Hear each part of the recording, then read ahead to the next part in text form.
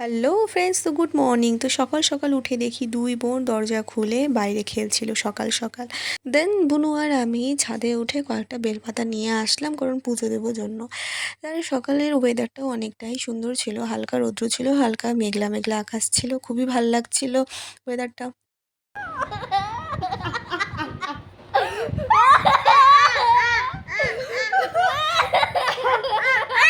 তারপরে খেয়ে দিয়ে বেরিয়ে পড়লাম কলেজ যাবো জন্য। কলেজে কয়েকটা কাজ ছিল, যে এই যে আমাদের কলেজ পিডিওমেন কলেজ।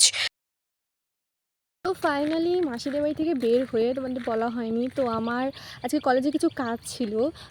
তো কালকে কলেজের ভেরিফিকেশন আছে, তো সবার সাথেই দেখা হবে। আজকে একটু কলেজে কাজ ছিল, তাই একটু গেছিলাম কলেজে একাই। আর তোমরা তো জানোই যে আমি কখনো মাসির বাড়িতে থাকি, কখনো বাড়িতে থাকি। তো বাবাকে ফোন করলাম, বাবা বললো আসছে আমাকে নিতে। বাবার একটু বাড়িতে কাজ আছে জন্য বাবা বলছে একটু হেঁটে হেঁটে এগিয়ে আয়, তারপর আমি নিতে আসছি। দেখো, কেউ নেই পেছনে, একা একা।